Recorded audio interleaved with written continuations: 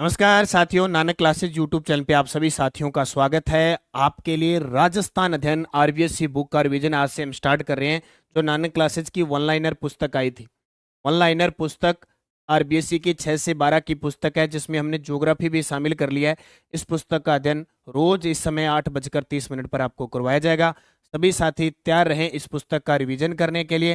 ये पुस्तक बाजार में उपलब्ध है। राजस्थान का कोई भी एग्जाम है, चाहे ग्राम सेवक है, चाहे सीएटी है, assistant professor first grade second grade, खास करके थर्ड ग्रेड और सीएटी वाले इस पुस्तक को मत छोड़ना। बहुत ही शानदार और जानदार छोटी सी पुस्तक है। इसके अंदर अगर आपको मैं इंडेक्स बताऊं तो ये कक्षा 10 पूरे इंडेक्स दिया हुआ है, जो जो चीज़ें हैं सारी। इसके पेज कितने हैं मैं आपको बता देता हूँ। कक्षा 10 से लेकर और कक्षा टोटल छठी तक हम पढ़ेंगे, 12वीं तक। 126 पेज की पुस्तक है, विद ज्योग्राफी है, ऑब्जेक्टिव भी है और वन लाइनर भी है। तो ये सबसे पहले सभी साथी इस पुस्तक को जरूर लेके आए। वन लाइनर हम इसका रिवीजन करेंगे, ठीक है। ये पुस्तक बाजार में उपलब्ध है। कितने रुपए की है वो भी बता देता हूँ। मात्र और मात्र ये 120 रुपए की है। आप नानक क्लासेज ऐप में जाके या 80 580 22 001 पे संपर्क करके इस पुस्तक डाक के माध्यम से आपके पास घर पे पहुंच जाएगी। अब उसका खर्चा वो आपका डाक का लगेगा एक्स्ट्रा। बाकी बाजार में आपको 120 या 110 रुपए की मिल जाएगी। बहुत ही शानदार पुस्तक है। इसका प्रमाण अब जब क्लासें स्टार्ट करेंगे तो आपके सामने आ जाएगा। तो आज से कर रहे हैं रोज 8:30 पर। 8:15 पर करंट की क्लास आती है और 8:30 पर ये क्लास मिलेगी। आज हम इसके अंदर पढ़ने जा रहे हैं कक्षा 10। सबसे पहले कक्षा 10 पढ़ेंगे। कक्षा 10 पढ़ेंगे और कक्षा 10 का पहला चैप्टर है, उसमें ये लिखा है राजस्थान का इतिहास एक परिचय, और इसके अलावा प्राचीन सभ्यता। इतनी चीजें हम पढ़ेंगे, रिवीजन करेंगे इस पुस्तक का। सभी के पास है। अगस्त सितंबर में फैक्ट वाली क्लास क्यों नहीं करवाई सर प्लीज, मेरी थर्ड ग्रेड एग्जाम है, फैक्ट वाली क्लास करवाएंगे। विष्णु सिंह शेखावत फैक्ट वाली भी करवाएंगे, तैयार पढ़िए। सुजस भी करवाएंगे, सब कुछ करवाएंगे। ओके चलो, राजस्थान का इतिहास एक परिचय, प्राचीन सभ्यता, ये पुस्तक सभी साथी लेके आना। कक्षा 10 से मैं स्टार्ट कर रहा हूँ। कक्षा 10 और 9 सबसे ज्यादा इंपॉर्टेंट है। आज पहली बार अपने इस क्लास में जुड़े हैं, मैं आपको सबको बता रहा हूँ, फिर हम लगातार इस क्लास को पढ़ते जाए। ओके चलो भाई, स्टार्टिंग इस पुस्तक को ही पूरा पढ़ लेते हैं। राजस्थान का इतिहास एक परिचय। राजस्थान का इतिहास एक परिचय। सन 1800 ईस्वी में सर्वप्रथम राजस्थान के लिए राजपुताना शब्द का प्रयोग किसने किया था? आपके प्रश्न ऐसे आएंगे, थर्ड ग्रेड सीएटी अभी चतुर्थ श्रेणी कर्मचारी में देखें, लेकिन आप गलत करके आगे। आपको गलत नहीं करना है, सही करना है। सन 1800 में सर्वप्रथम राजस्थान के लिए राजपुताना शब्द का प्रयोग किया था जॉर्ज थॉम्स ने। किसने किया था? जॉर्ज थॉम्स ने राजपुताना शब्द का प्रयोग सन 1800 ईस्वी में किया था। याद रख लोगे? हाँ, उत्तर सामने आएंगे ना। वन लाइनर है, सीधी सी बात है। कर्नल जेम्स टोड ने अपनी पुस्तक annals and antiquities of Rajasthan में राजस्थान या राजस्थान नाम किस वर्ष दिया? 1829। दो चीजें आ गई, राजपुताना जॉर्ज थॉम्स, जबकि राजस्थान पुस्तक annals and antiquities of Rajasthan. याद करो, चतुर्थ श्रेणी कर्मचारी में प्रश्न आया था। 8 बजे करो। अच्छा ठीक है, गुरमीत सिंह कल से 8 बजे करंट की क्लास कर देंगे। ओके 8 बजे आएगी कल से। तो 1829 में कर्नल जेम्स टोड, जिसे घोड़े वाला बाबा कहते हैं, घोड़े वाला बाबा, ओ बाबो घोड़ा आड़ो बाबो, अण बाबा शक्तिशाली है, अया बाबा इतो डंगो रखते हो गए ना, बाबो बाबो ही है। इतना इतिहास और कला संस्कृति अण बनाई है बाबा, घोड़े वाला बाबा। इसलिए इसको कहते हैं राजस्थान इतिहास का पिता। राजस्थान इतिहास का बूढ़िया किसको कहते हैं? पिता किसको कहते हैं? Colonel James Tod. ये मेवाड़ का पॉलिटिकल एजेंट बन के आया था। घोड़े पर घूम घूम के सारों की लिख दियो आपकी किताब में। Annals and antiquity of Rajasthan, और एक पूर्वी राजस्थान वाली वेस्टर्न वो इंडिया, वो बुक और है इसकी। प्राचीन समय में जांगल देश कौन से क्षेत्र के अंतर्गत आता था? जांगल प्रदेश किसको कहते हैं? तो बीकानेर और नागौर के आसपास का क्षेत्र, बीकानेर और नागौर के आसपास का क्षेत्र जांगल प्रदेश कहलाता था। और इस जांगल प्रदेश की जो राजधानी थी वो अक्षत्रपुर थी। राजधानी कौन सी थी? अक्षत्रपुर थी, जिसे वर्तमान में हम क्या कहते हैं? नागौर कहते हैं। ठीक है, हाँ।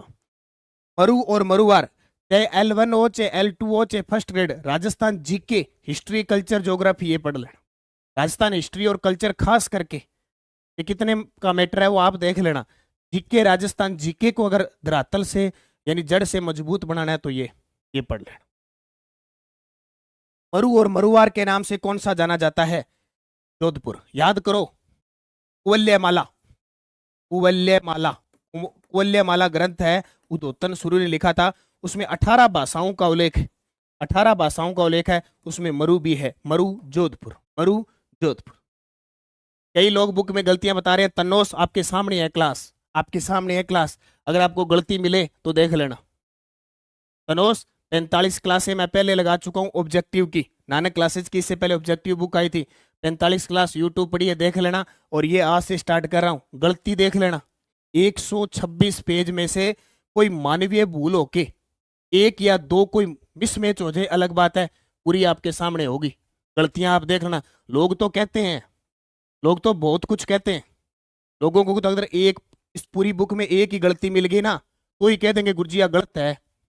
और हम जो पेपर में गलत करके आते हैं वो देखो, हम जो गलत करके आते हैं पेपर में वो देखो आप सारे। ठीक है, हाँ, ओके। जोया झाला लाडो प्रोत्साहन योजना में चेंज हो गया, नया अपडेट हो गया। 7वीं किस्त 1 लाख रुपए की मिलेगी, और वही बच्चे को। हाँ, लोग तो पूरी पुस्तक में से एक गलती आ गई ना, तो ये कह देंगे अब ये करंट की बुक त्रैमासिक आ गई।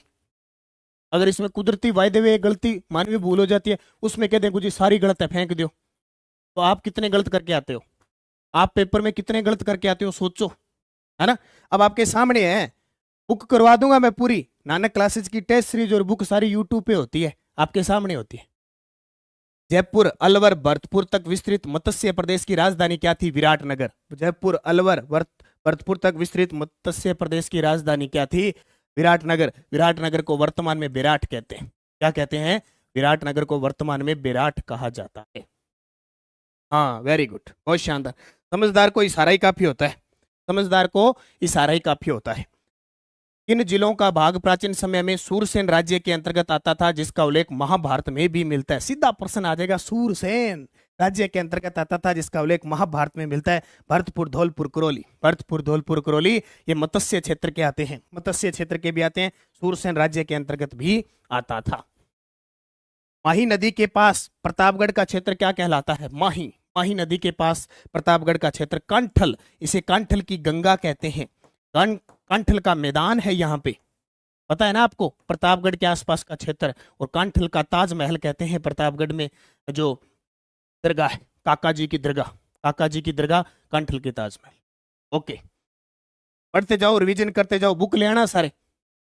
इस नंबर पे संपर्क करके ऑर्डर कर दो पुस्तक, 80 580 22 001। इस नंबर पे ऑर्डर कर लो, व्हाट्सअप संपर्क कर लो, या ऐप में जाके भी कर लो, डाक के माध्यम से आएगी, और हमारी कोई सुविधा नहीं है। प्रतापगढ़ बांसवाड़ा के मध्य भूभाग को क्या कहते हैं, ये प्रतापगढ़ है ऊपर, यहाँ बांसवाड़ा है, इस मध्य भूभाग को क्या कहते हैं, यहाँ से माही नदी का मैदान है, इसको कहते हैं 56 का मैदान, 56 का मैदान कहते हैं। क्या कहते हैं, 56 का मैदान कहते हैं। भैंसरोडगढ़ से लेकर बिजोलिया तक का क्षेत्र क्या कहलाता है, ऊपरमाल। ऊपरमाल का पठार नाम सुना होगा। ऊपरमाल पंच बोर्ड की स्थापना भी हुई थी, विजय सिंह पथिक ने 1917 में की थी। भैंसरोडगढ़ चित्तौड़गढ़ में, भैंसरोडगढ़ चित्तौड़गढ़ में किला है, और बिजोलिया भीलवाड़ा केंद्र है। यहाँ तक का क्षेत्र ऊपरमाल का पठार कहलाता है। सिरोही के आसपास का प्रदेश क्या कहलाता है, सिरोही के आसपास का क्षेत्र भाकर कहलाता है, भाकर। जो सिरोही के आसपास का क्षेत्र है, उससे उन वहाँ की जो पहाड़ियां हैं उनको क्या कहते हैं, भाकर। तस्तरीनुमा पहाड़ियां उदयपुर के अंदर, गिरवा की पहाड़ियां उदयपुर के अंदर। ठीक है, बारिश सब जगह आ रही है, अभी अभी बारिश सब जगह आ रही है, बस इसका करो रिविजन। ओके, किस जिले को प्राचीन समय में मांड व वल्लभ वल्ल के नाम से जाना जाता था, सीधा ही प्रश्न आ जाएगा। मांड वल्ल का क्षेत्र किस क्षेत्र को कहते हैं, जैसलमेर। मांड वल्ल क्षेत्र जैसलमेर, मांड वल्ल क्षेत्र जैसलमेर, ऐसे आएगा। डूंगरपुर बांसवाड़ा का क्षेत्र क्या कहलाता है, बागड़। बागड़ क्षेत्र में कहते हैं ना, वागड़ कह सकते हो, कोई बड़ी बात नहीं है, इससे कंफ्यूज मत हो, पेपर में 2 नहीं देगा, एग्जामिनर इतना पागल नहीं है। वागड़ या बागड़, व्याघ्र घाट, पुष्प क्षेत्र, है ना, इस क्षेत्र को कहते हैं डूंगरपुर बांसवाड़ा। सबसे ज्यादा जनजाति है, सबसे ज्यादा जनजाति प्रतिशत है डूंगरपुर और बांसवाड़ा के, सबसे ज्यादा बांसवाड़ा में, फिर डूंगरपुर। कोटा बूंदी का प्रदेश किस नाम से जाना जाता है, हड़ौती क्षेत्र। हड़ौती क्षेत्र दक्षिणी पूर्वी क्षेत्र, दक्षिणी पूर्वी पठार, लावा का पठार, मालवा पठार। ठीक है, बेसाल्ट चट्टाने, काली मिट्टी, कालती मिट्टी, रेगुर मिट्टी, वर्टिसोल्स मिट्टियां पाई जाती। हाड़ा शासक थे, नाम हो गया हड़ौत। यहाँ के राजाओं के आगे महाराव लगता है, यहाँ के राजाओं के आगे क्या लगता है, महाराव लगता है। बस रिवीजन करो फटाफट, पढ़ा हुआ है सब कुछ है, करो रिवीजन। और मॉडल पेपर लो, नानक क्लासेज के L1 L2 ग्राम सेवक सबके मॉडल पेपर बाजार में उपलब्ध है। करो बार बार अभ्यास, करो तैयारी, कौन रोकता है आपको, नौकरी लगोगे। बस जज्बा हिम्मत मेहनत होनी चाहिए, नौकरी क्यों नहीं लगोगे। टिक्कर झुंझुनू चूरू क्षेत्र क्या कहलाता है, शेखावटी। और अभी शेखावटी के अंदर कम से कम 600 प्लस हवेलियां हैं। हवेलियां आना का भी हमारी हवेलियों पे इनको सरकार जीर्णोद्धार करवा रही है, जितनी भी हवेलियां हैं। ठीक है, बहुत सारी हवेलियां हैं। आगे पढ़ेंगे कौन कौन सी है जो पेपर में आती है। अंगुत्तर निकाय में हमें 16 महाजनपदों की जानकारी प्राप्त होती है। इसका संबंध किस धर्म से है। 16 महाजनपद, अंग, मंगंद, काशी, कौशल, चेती, वत्स, ये अस्मक वगैरह जितने भी हैं। अपने राजस्थान में एक मत्स्य है ना। तो बौद्ध धर्म का अगुत्तर निकाय है, इसमें 16 महाजनपदों की जानकारी मिलती है। और जैन धर्म में भगवती सूत्र में मिलती है। राजस्थान के किस क्षेत्र को सीवी जनपद कहा जाता है। सीवी, अर्जुनाइन नाम सुना है, पंजाब में रहती थी, उधर से सिकंदर आया, जैसे डर के नीचे आ गई मेवाड़ क्षेत्र में। सीवी पहले नाम था सीवी, क्या नाम था, सीवी जनपद, चित्तौड़ के आसपास का क्षेत्र। इन सीवी जनपद की जो राजधानी थी वो मध्यमिका थी। क्या थी, मध्यमिका, जिसे वर्तमान में क्या कहते हैं, नगरी कहते हैं। नगरी कहते हैं, नगरी चित्तौड़गढ़ में, नगर टोंक के अंदर है। नगर कहाँ पे है, टोंक में। नगर टोंक में, नगरी चित्तौड़गढ़ में, सीवी जनपद की राजधानी मध्यमिका। सुमन गुड मॉर्निंग भाई, सभी को मॉर्निंग।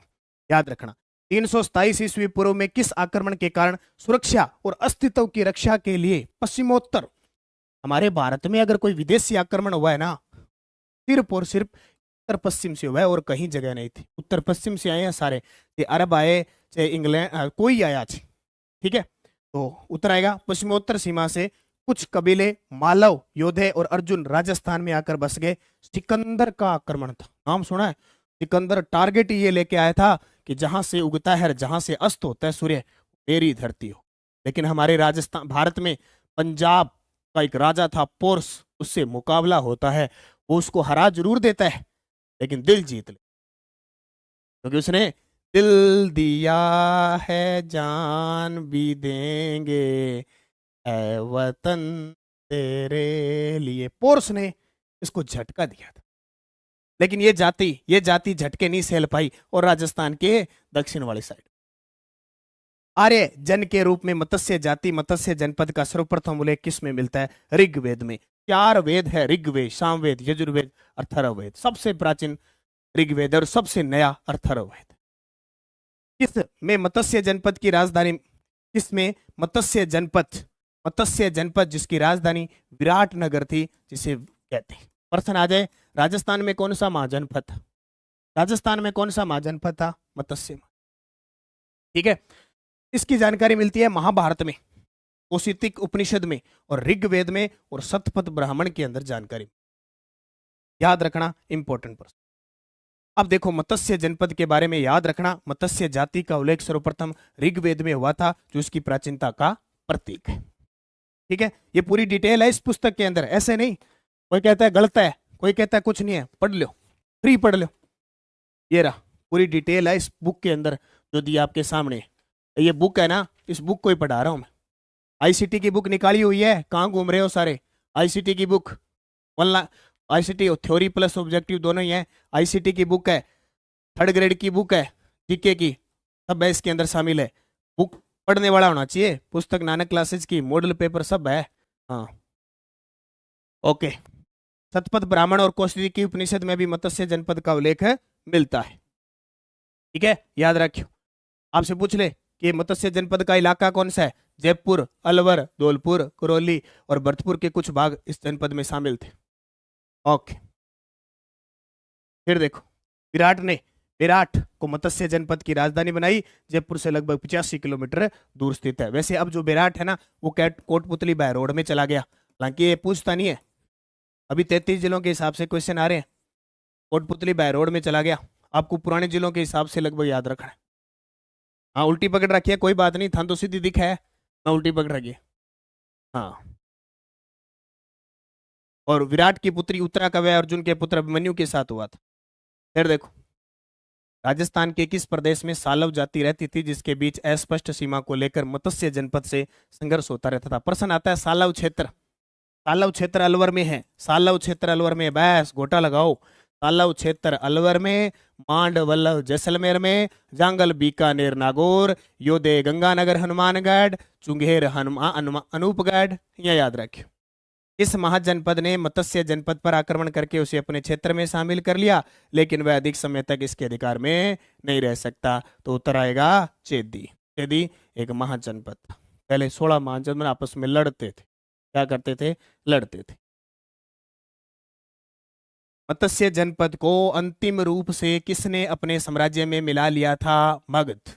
मत्स्य जनपद को, अपने राजस्थान वाला जो महाजनपद था उसको मगध, क्योंकि सबसे पावरफुल मगध बिहार वाला था। डॉक्टर गौरीशंकर हीराचंद ओझा सीवी वैद्य ने राजपूतों को किसकी संतान माना है? किसने? गौरीशंकर हीराचंद ओझा सुरोई वाले सीवी वैद्य ने राजपूतों को किसकी संतान माना है? वैदिक आर्यों की संतान माना है। किसकी? वैदिक आर्यों की संतान। ओके। पृथ्वीराज रासो, अब देखो मैं फिर बता देता हूं प्राचीन सभ्यता के बारे में। पृथ्वीराज रासो ग्रंथ के लेखक चंद्रबरदाई के अनुसार अग्निकुंड से किस जाति की उत्पत्ति मानी गई है? 4, 5 5, 1 1, 2 2, 3 3, 4 4, 5 5।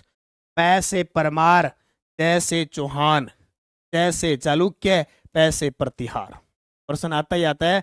पृथ्वीराज रासो ग्रंथ के अनुसार किसका जन्म अग्निकुंड से नहीं हुआ है? 5 5 याद रखियो। प्रतिहार, परमार, चौहान, चालुक्य, याद रखियो नहीं। किस इतिहासकार ने गुहिल राजपूतों की उत्पत्ति नागर ब्राह्मण से बताई है? DR भंडारकर। अभी आया है, फर्स्ट ग्रेड के अंदर आया, पता नहीं कौन सा, ये CAT में टपकते हैं ऐसे प्रश्न। किस इतिहासकार ने गुहिल मेवाड़ पर राज किया था? गुहिलों ने कहाँ राज किया? मेवाड़ पर राज किया। उत्पत्ति नागर ब्राह्मण से बताई है DR कर भंडारकर। गोटो लगा देना है, प्रश्न आता ही है। ठीक है, ओके। इस इतिहासकार ने बिजोलिया शिलालेख में वासुदेव चौहान के उत्तराधिकारी सामंत को वत्स गोत्र के ब्राह्मण बताया है? डॉक्टर दशरथ शर्मा। बहुत बार प्रश्न आता है कि किस इतिहासकार के अनुसार बिजोलिया शिलालेख के अनुसार तो चौहान है वो वत्स गोत्र ब्राह्मण थे? डॉक्टर दशरथ शर्मा। ये प्रश्न पहले भी राज्य कर्मचारी चयन बोर्ड पूछ चुका है। किस इतिहासकार ने बिजोलिया शिलालेख में राजपूतों के ब्राह्मण वंशी होने के भी साक्ष्य माने हैं? हाँ, तो उत्तर आएगा DR भंडारकर। अब आती है प्राचीन सभ्यता। सबसे पहले राजस्थान कैसा था, कहां से कौन सी जाति आई थी, कैसे कौन से महाजनपद थे वो थे। अब प्राचीन सभ्यता आती है। देखो भाई, इतिहास को 3 कालों में विभाजित किया जाता है। इतिहास है ना, इतिहास किसकी गणना करता है? समय की। एक है प्राक युग। यह युग सृष्टि के आरंभ से हड़प्पा सभ्यता के पूर्व तक था। जब सृष्टि प्रारंभ हुई थी तब तक की बात है। आदि युग, यह युग हड़प्पा सभ्यता के काल से 600 ईस्वी पूर्व तक रहा। कोई बात नहीं, कल करंट की 8 बजे कर देंगे, कल 8 बजे कर देंगे करंट की। आज लेट होगी करंट की क्लास, है ना, कोई बात नहीं, कल 8 बजे करंट आ जाएगी। आद्य युग, यह युग हड़प्पा सभ्यता के काल से 600 ईस्वी पूर्व तक था। और तीसरा ऐतिहासिक युग, यह युग 600 ईस्वी पूर्व से वर्तमान तक जारी है। ठीक है। इतिहास का काल विभाजन निम्नलिखित 3 कालों में विभक्त किया जाता है। मैंने तीनों बता दिए, प्राक युग, आदि युग और ऐतिहासिक युग। ठीक है। ऐतिहासिक युग हम पढ़ते हैं जिसमें स्पष्ट और सुपाठित लिखित साक्ष्य उपलब्ध है, जिसे इतिहास के घटनाक्रम को समझना हो पाता है। गंगापुर सिटी में पता कर लो भाई, बुक कहाँ मिलती है, मुझे ये पता नहीं होता है कहाँ मिलती है, आप बुक शॉप पे जाके पता करो। ओके। उसके बाद देखिए 1870 ईस्वी में CA हैकेट ने सर्वप्रथम कहां से पत्थर से बनी पूर्व पाषाणकालीन हस्तकुठार खोजी थी? जयपुर और इंद्रगढ़ से। वेरी वेरी इंपॉर्टेंट है, पिछले फर्स्ट ग्रेड में यह प्रश्न आया था, पिछले फर्स्ट ग्रेड के अंदर प्रश्न टपका था।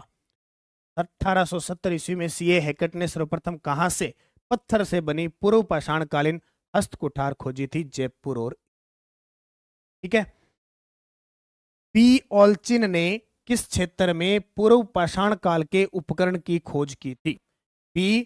ऑल्चिन ने किस क्षेत्र में पूर्व पाषाण काल के उपकरण की खोज की थी? जालोर में। कहा? जालोर में। किस काल के पत्थर के बने छोटे उपकरणों को माइक्रोलिथ लघु पाषाण उपकरण कहा गया है? मध्य पाषाण। किस काल के पत्थर के बने जो छोटे उपकरण होते हैं उनको माइक्रोलिथ लघु पाषाण, अब छोटे उपकरण है तो माइक्रो पाषाण उपकरण कहा गया मध्य पाषाण काल के अंदर, मध्य पाषाण काल। भीलवाड़ा के बागोर और बालोतरा के तिलवाड़ा नामक स्थानों से प्राप्त उपकरण किस काल के हैं? भीलवाड़ा के बागोर और बालोतरा के तिलवाड़ा नामक स्थानों से प्राप्त उपकरण किस काल के हैं? मध्य पाषाण। याद रखियो, भीलवाड़ा में है बागोर और बालोतरा जिला बन गया। बागोर सभ्यता याद रखना जहां से पशुपालन के अवशेष भी मिले। राजस्थान में ताम्र व ताम्र कांस्यकालीन अवशेष कुराड़ा नागौर से मिले हैं। साबणिया व पुगल बीकानेर से मिले। राजस्थान में ताम्र व ताम्र कांस्यकालीन अवशेष कुराड़ा नागौर, साबणिया, पुगल बीकानेर, कोल महौली सवाईमाधोपुर, मल्लाह भरतपुर, एलाना जालोर, नंदलालपुरा जयपुर, किराड़ोत चिथवाड़ी जयपुर और पिंड पाडलिया चित्तौड़। ठीक है, और हाँ अब रोज होगी समय क्लास। गणेश्वर सिक्कर, कालीबंगा हनुमानगढ़, गिलुंड राजसमंद और आहोड़ जाडोल उदयपुर। ये इतने ऐसे स्थल हैं, इतने ऐसे स्थल है, ये बुक ला के पढ़ लेना जो ताम्र व ताम्र कांस्य कालीन अवशेष। प्रश्न आ जाएगा इनमें से कौन सी लोहे कालीन है, इनमें से कौन सी ताम्र कांस्य कालीन है, ऐसे प्रश्न आएगा। तो कौन सी? कुराड़ा नागौर, साबणिया पुगल बीकानेर, कोल महौली सवाईमाधोपुर, मल्लाह भरतपुर, एलाना जालोर, नंदलालपुरा जयपुर, किराड़ौत चिथवाड़ी जयपुर, पिंड पांडलिया चित्तौड़गढ़, गणेश्वर सिक्कर, कालीबंगा हनुमानगढ़, गिलुंड राजसमंद, आहाड़ और जाडोल। ये सारी ताम्र और कांस्य युग। ठीक है, ओके। अगला देखो, राजस्थान में किस क्षेत्र से प्राप्त लोहे के अवशेष भारत में लोहा युग के आरंभ होने की सीमा रेखा निर्धारित करने के महत्वपूर्ण स्रोत हैं? नोहे भरतपुर, याद रखना, नोहे भरतपुर के अंदर लोहे के अवशेष मिले। ऐसे प्रश्न आएगा निम्न में से किसमें लोहे के अवशेष? ठीक है, राजस्थान के किन सभ्यताओं से लोहे गलाने की भट्टियां और अस्त्र शस्त्र उपकरण बनाने के कारखाने के अवशेष मिले? ये प्रश्न बहुत बार आता है। लोहे गलाने की भट्टियां, लोहे गलाने की भट्टियां सोनारी और जोधपुरा में। जोधपुरा जयपुर में है और सोनारी झुंझुनू में है। ठीक है, सोनारी झुंझुनू में है। किस नदी के किनारे? कांतली नदी के किनारे। ये नदी कौन सी है? कांतली नदी। और जोधपुरा सभ्यता साबी नदी के किनारे। जोधपुरा सभ्यता साबी नदी के किनारे हैं और सोनारी सभ्यता कांतली नदी के किनारे। ठीक है, बालाथल से भी 5 लोहे गलाने की भट्टियां मिली है। बालाथल उदयपुर में है, बालाथल उदयपुर में है। यहां से भी 5 लोहे गलाने की भट्टियां मिली है। 3rd ग्रेड वाले तो खास करके एक क्लास से देखना, तृतीय श्रेणी अध्यापक भर्ती वाले तो चूकना मत, मैं पहले बता देता। लोहे की प्रचुरता के कारण किस सभ्यता को प्राचीन राजस्थान में टाटा नगर की संज्ञा दी है? रेड टोंक, प्राचीन भारत का टाटा नगर। ठीक है, इसमें कितने प्रश्न है वो रोज की मैं क्लास लूंगा, गणित रहना। ठीक है, इसमें कितने प्रश्न है, कुछ कह रहे कितने प्रश्न है, कितने, रोज की क्लास लेना और लास्ट में मुझे इसका फीडबैक बताना, कितने प्रश्न है टोटल वो भी बताना। राजस्थान की किन सभ्यताओं से स्लेटी रंग के चित्र, मर्द भांड, पेंटेड ग्रे वायर के अवशेष मिले हैं? विराटनगर, जोधपुरा, सोनारी और नोहे से। अब देख लो, राजस्थान की किन सभ्यताओं से स्लेटी रंग के चित्र, मर्द भांड, स्लेटी रंग का मर्द भांड मिले। मर्द भांड मिट्टी का मोटा मोटा बर्तन। ठीक है, तो अवशेष मिले। एक तो विराटनगर, जिसको विराट कहते हैं, जोधपुरा, जयपुर, सोनारी, झुंझुनू, नोहे, भरतपुर। फोटो लगा लियो, बहुत गजब का प्रश्न। ओके, कालीबंगा सभ्यता इतनी फेमस है। एग्जामिनर पहला प्रश्न क्या देता है? बाकी था क्या कालीबंगा सभ्यता की राज्य में? क्या राजस्थान में? क्या किसे जिले में? कड़मांजियाड़ा में, कड़मानगढ़ आल्यो। और तीसरा प्रश्न आवा क्या किसो घग्गर नदी। चौथा प्रश्न आवा 1952 अमलानंद घोष ने खोज की थी। एक आता है बीबीलाल बीके थापर ने खोज की थी। ये 4-5 प्रश्न तो फिक्स याद है। यह सभ्यता द्वस्वती व सरस्वती नदी घाट, वर्तमान घग्गर नदी के क्षेत्र में हड़प्पा सभ्यता से भी प्राचीन विकसित। ध्यान रखियो, कांस्य युगीन सभ्यता है, कांस्य युगीन। जब यह हनुमानगढ़ जिले में, हनुमानजी के हनुमानगढ़ जिले में। ठीक है, पंजाबी भाषा में कालीबंगा का अर्थ है काले रंग की चूड़ियां, काले रंग की चूड़ियां। 1952 में अमलानंद घोष ने इसकी खोज की थी, वो प्रश्न याद रखियो। और 1961-62 में बीबी लाल, बीके थापर और एमडी खरे ने इसका उत्खनन करवाया था। बीबी लाल, बीके थापर और एमडी खरे ने उत्खनन करवाया।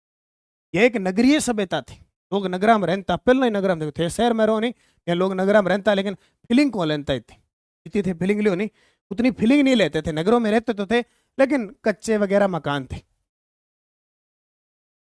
बर्तनों के रंग लाल, जिन पर काली और सफेद रंग की रेखाएं खिंची थी।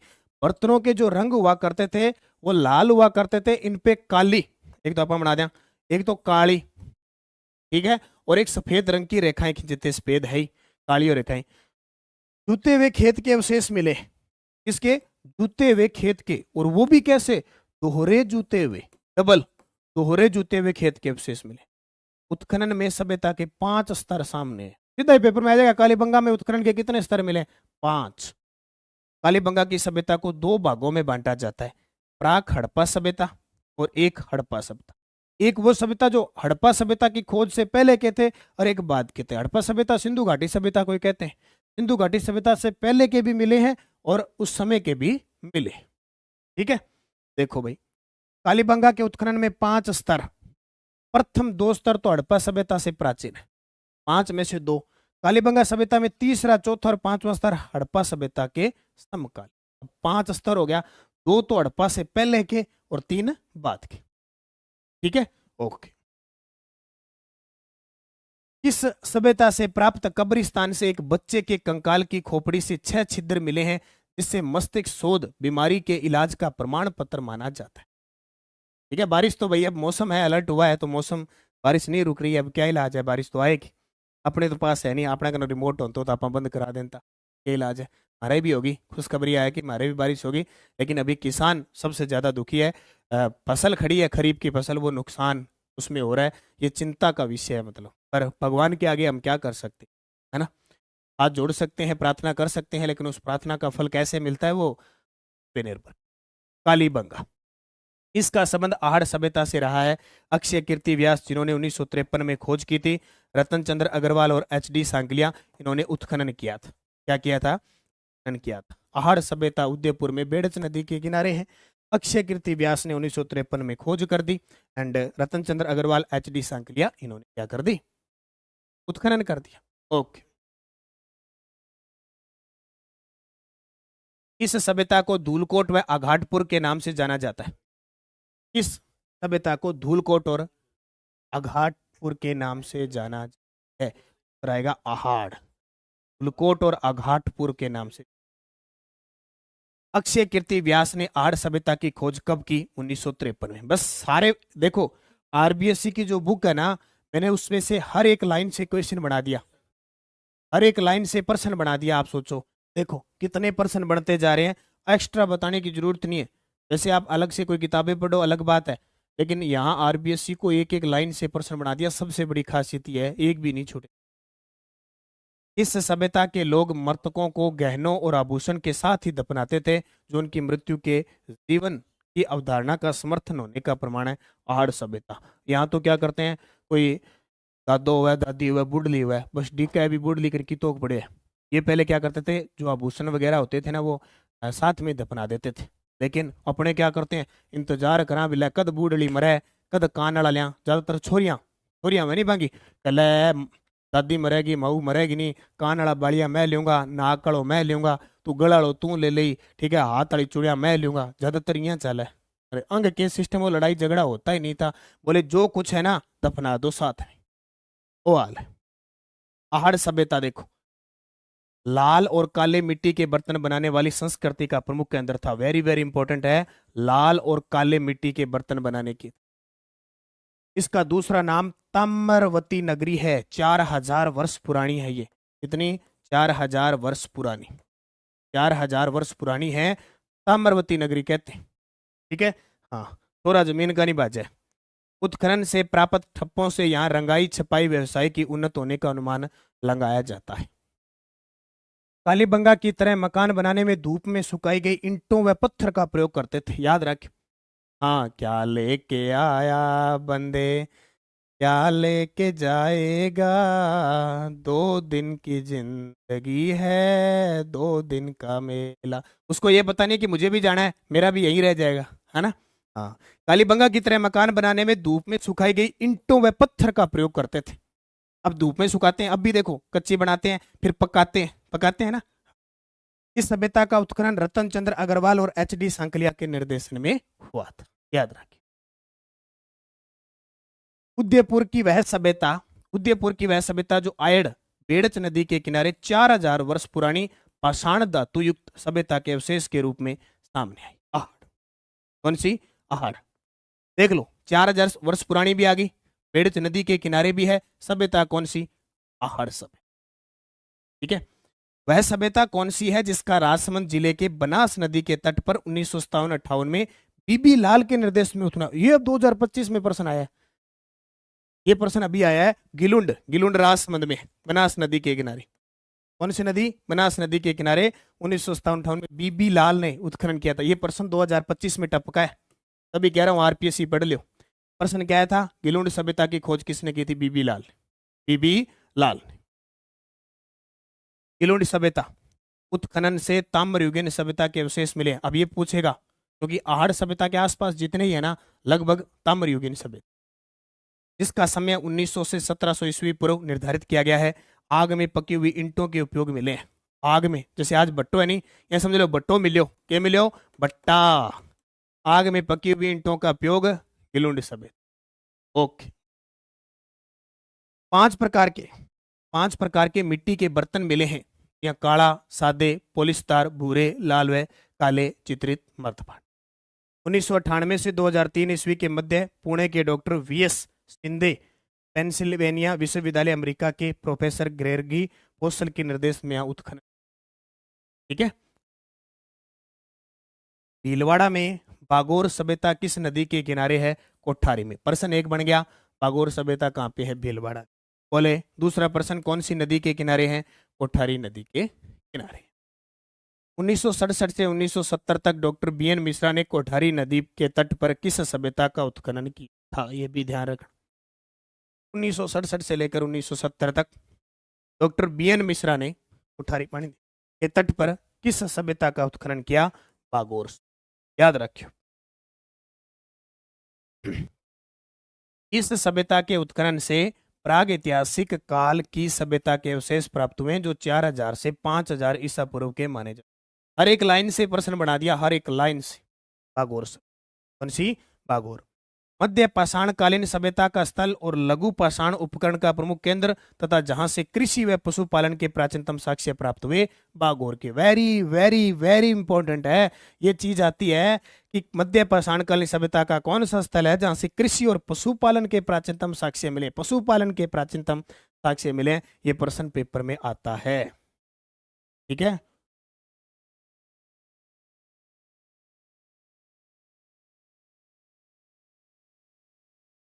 टिक्कर में कांतली नदी के किनारे स्थित गणेश्वर सभ्यता। कौन सी सभ्यता है? गणेश्वर सभ्यता है। टिक्कर में कांतली नदी उत्खनन 1972 में आरसी अग्रवाल, रतन चंद्र अग्रवाल ने किया, और ये 2800 साल पूर्व की सभ्यता। कौन सी? कांतली नदी के किनारे। इसे ताम्रयुगीन सभ्यता की जननी कहा जाता है। Very very important. और ताम्र संचयी कहते हैं। ऐसे आएंगे सीएटी में, ग्राम सेवक में, 3rd ग्रेड में, पढ़ लो। और सीएटी बीए और 10+2 पास होगी, अच्छे नंबर होंगे तो ही आगे की भर्तियों में आओगे, नहीं तो गोड़ है काम, लोगों को ही देखोगे लगते हुए। गणेश्वर सभ्यता यहाँ से प्राप्त तांबे के उपकरणों के पात्र में 99% तांबा है। यहाँ से तांबा हड़प्पा और मोहनजोदड़ो भेजा जाता था। मोहनजोदड़ो पाकिस्तान में, हड़प्पा भी पाकिस्तान में, बट भेजता तांबो। काले व नीले रंग के बर्तन जिन्हें काले व नीले रंग के बर्तन जिन्हें कृपश वर्णी मर्द पात्र कहते हैं। वेरी वेरी इंपॉर्टेंट लगा लेना, ये रंग पूछते हैं, काले व नीले, काले व नीले, काले व नीले रंग के बर्तन जिन्हें कृपश वर्णी मर्द पात्र कहते हैं। तथ्य, इस सभ्यता को पुरातत्व का पुष्कर कहा जाता है। इस सभ्यता को पुरातत्व का पुष्कर कहा जाता है। ठीक है, ये याद रखना। अगला, किस सभ्यता से एक रोमन एम्फोरो सुरापात्र वह एक यूनानी सुराही मिली है जो इसके विदेशी व्यापार का केंद्र होने की पुष्टि करता है। इसका उत्तर आएगा भीनमाल। भीनमाल कहाँ पे है? भीनमाल जालोर में, जहां कौन आए थे? कवि माघ। कहाँ से संबंध है कवि माघ का? इसके अलावा यहाँ हवेनशांग आया था, प्रश्न आता है हवेनशांग राजस्थान में कहाँ आया था? विराटनगर और भीनमाल। कवि माघ की जन्मभूमि भीनमाल, याद रहा सिंह। भीनमाल जालौर के सभ्यता का उत्खनन किसके द्वारा किया गया? आरसी अग्रवाल। ये भी प्रश्न आ चुका है 2025 में। इसका मतलब एग्जामिनर आरबीएससी को चक्केगा। चक रखिए बण, चक्के हो गए, चक रखिए। इस क्षेत्र का प्राचीन नाम श्रीमाल था। भीनमाल, श्रीमाल, भीनमाल, पीलो भोलो। अवेन शांग ने पीलो भोलो मोलो पीलो, ये हाउसफुलर फिल्म है ना, इसमें ऐसा नाम आवे, पीलो भोलो, पीलो पीलो मेलो।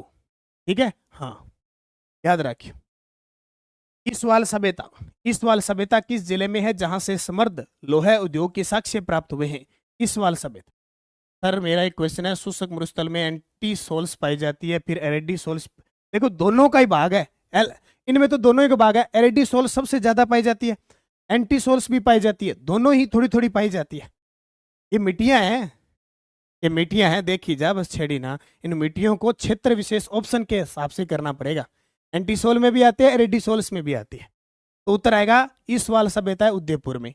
मत्स्य जनपद की राजधानी बेराट किस जिले में स्थित है? अभी इस बुक के अकॉर्डिंग जयपुरी है, पेपर में जयपुरी आएगा, नहीं आएगा तो कोट, अगर ऑप्शन में कोटपुतली बहरोड हो तो ये धक देना भी, और कोई इलाज को नहीं। अब ऑप्शन देख के वाला चलाना। राजस्थान में किस सभ्यता से मौर्य काल और बौद्ध धर्म के विशेष प्राप्त हुए हैं? विराट। राजस्थान में 2 प्रश्न गोड़ लेना, मौर्य और बौद्ध का नाम आते ही विराटनगर विराट चले जाना, अशोक का नाम आते ही ब्राह्मी लिपि नाम आते ही और भाबरू शिलालेख नाम आ जाए, कोई डूंगरी आ जाए, भीम डूंगरी, बिज्जक, गणेश, चुप करके विराट पर आ जाइए। ठीक है, जयपुर में स्थित विराट सभ्यता की खोज 1936-37 में दयाराम बहादुर साहनी ने की थी। उत्खनन कार्य नील रतन बनर्जी, कैलाशनाथ दीक्षित ने। ये 2 प्रश्न बड़े प्रसिद्ध है आरपीएससी। 1936-37 में दयाराम बहादुर साहनी ने विराट बाणगंगा नदी के किनारे है। कौन सी नदी? बाणगंगा नदी के किनारे हैं। इसका उत्खनन एनआर बनर्जी और केडी यानी केएन दीक्षित ने किया था। दयाराम बहादुर साहनी ने खोज की थी, उत्खनन इसका नील रतन बनर्जी, कैलाशनाथ दीक्षित। फिर गोटा लगा लेना, गलत मत कर। ठीक है, विराट से गोल मंदिर और अशोक के स्तंभ के अवशेष प्राप्त हुए। बौद्ध धर्म से अवशेष है। गोल मंदिर का मतलब क्या है? ये गुंबद, ये इस प्रकार स्तूप, सीधी सी। विराट के समीप अशोक का बाबरू अभिलेख प्राप्त हुआ है।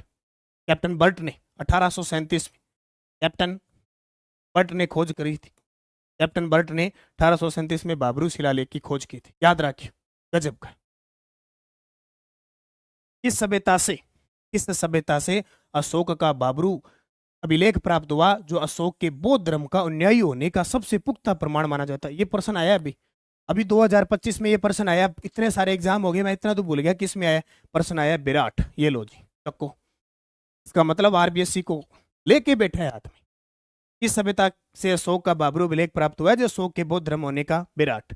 राजस्थान में आर्य संस्कृति वैदिक सभ्यता के विशेष कहां से मिले हैं? अनूपगढ़, तरखान वाला डेरा, चक 84 या बुक में 64 भी लिखा है, ये भी ध्यान रखना। अब मैं आपका टाइम बर्बाद नहीं करूंगा बिल्कुल ही, मैं करवाऊंगा रिवीजन सुपरफास्ट, रोज आधे घंटे, इससे ज्यादा मेरे पास टाइम नहीं है। आपके पास तो होगा, इन मेरे पास। अब देख लो अन्य महत्वपूर्ण प्राचीन सभ्यताएं। भीनमाल जालोर, यहाँ की सभ्यता का उत्खनन आरसी अग्रवाल ने किया था। यहाँ से एक रोमन एम्फोरा यूनानी सुराही मिली है, जो विदेशी व्यापार का प्रमाण देती है। ठीक है, भीनमाल का प्राचीन नाम श्रीमाल। ईसवाल उदयपुर में, यहाँ प्राक ऐतिहासिक कालीन सभ्यता के प्रमाण मिले हैं। समृद्ध लोहा उद्योग के साक्ष्य प्राप्त हुए। ठीक है, विराट मैंने पूरी पढ़ा दी, जरूरत ही नहीं है। मत्स्य जनपद में स्थित थी। हड़प्पा सभ्यता और मौर्य काल के अवशेष मिले हैं। गोल मंदिर, अशोक के स्तंभ के अवशेष। दयाराम साहनी, नील रतन बनर्जी और कैलाशनाथ दीक्षित इसके उत्खनन से जुड़े थे। बाबरू शिलालेख मिला है। बौद्ध धर्म होने का न्याय का प्रमाण पत्र मिलता है। मालाथल उदयपुर, प्रोफेसर वीएन मिश्र के निर्देशन में ताम्र पाषाणकालीन सभ्यता के अवशेष मिले। इस सभ्यता का हड़प्पा सभ्यता से संपर्क पुख्ता प्रमाण है। आर्य संस्कृति और वैदिक संस्कृति, हड़प्पा सभ्यता का पतन हो गया तो वैदिक संस्कृति आई थी। लगभग 1800 ईस्वी पूर्व के बाद राजस्थान में आर्य संस्कृति कह दो या वैदिक संस्कृति का, आर्य समाज की स्थापना की थी ना दयानंद सरस्वती, वेदों की ओर लौट चलो। वही वैदिक सभ्यता का समय 4 वेदों ऋग्वेद, यजुर्वेद, सामवेद, अथर्ववेद से जाना जाता। ठीक है। राजस्थान में वैदिक सभ्यता के अवशेष अनूपगढ़, तरखानवाला डेरा, चक 64 या 84 से मिले हैं। याद रख लेगा। ओके, अब देखो अन्य प्राचीन सभ्यता। रंगमहल हनुमानगढ़ में, रंगमहल हनुमानगढ़ में। ओजियाना सभ्यता भीलवाड़ा में। नगरी चित्तौड़गढ़, बरौर श्रीगंगानगर, तिलवाड़ा बालोतरा, जोधपुरा जयपुर, झुंझुनू सुनारी झुंझुनू, नोहे भरतपुर नगर टोंक। ठीक है, ये था पहला चैप्टर जिसका मैंने रिवीजन करवाया। पेज बता देता हूं। पेज वैसे तो इंडेक्स को लेकर 3 पेज से लेकर और हमने आज इसको पढ़ लिया 6 पेज तक पढ़ लिया। इस पुस्तक को ले आना, साथ साथ में एक बार दोबारा दिन में और पढ़ना, सुबह सुबह करवा के चला जाऊंगा। कल अपने इसी टाइम पढ़ेंगे मेवाड़ वंश। मेवाड़ के अंदर जितने पर्सन है ना वो सारे पढ़ेंगे, यानी कल हम पढ़ेंगे। आप रिवीजन करके आना एक बार, 6 पेज से लेकर और 9 पेज तक मेवाड़ वंश पढ़ेंगे कल पूरा। तैयार रहियो, मस्त रहियो। किताब पढ़ गई बेचारी, आके थे लियाओ थे पढ़ो। ठीक है, मस्ती से पढ़ो, खूब तैयारी करो। तो और 3rd ग्रेड की ये बुक है, ऑनलाइन ऑर्डर कर लेना 80 580 22 001 पर। ठीक है, नानक क्लासेज ऐप में, बाजार में तो उपलब्ध है। ठीक है, और ग्राम विकास अधिकारी की तैयारी कर रहे हैं, करंट अफेयर्स की बुक आ गई। और ये 3rd ग्रेड वाले त्रैमासिक बुक जरूर लेना। सितंबर और अगस्त और जुलाई 3 महीनों की बुक है, बाजार में उपलब्ध है। इसके अलावा तृतीय श्रेणी अध्यापक टेस्ट सीरीज L1 L2 की टेस्ट सीरीज चल रही है, 15 शेड्यूल टेस्ट, और SST की चल रही है। L1 वाले SST वाले ये टेस्ट सीरीज ज्वाइन करके अपनी तैयारी करो। आज फिर 70% छूट चल रही है नानक क्लासेज ऐप के अंदर, कोई भी टेस्ट सीरीज वीडियो कोर्स लेते हो।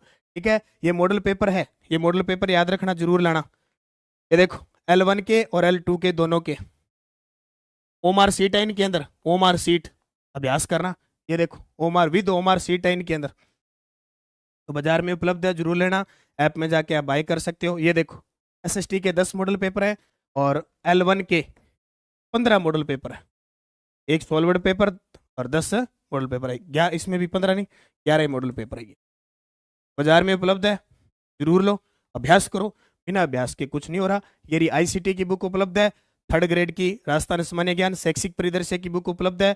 शैक्षिक परिदृश्य RT एक्ट प्लस ICT ये टेस्ट सीरीज भी चल रही है।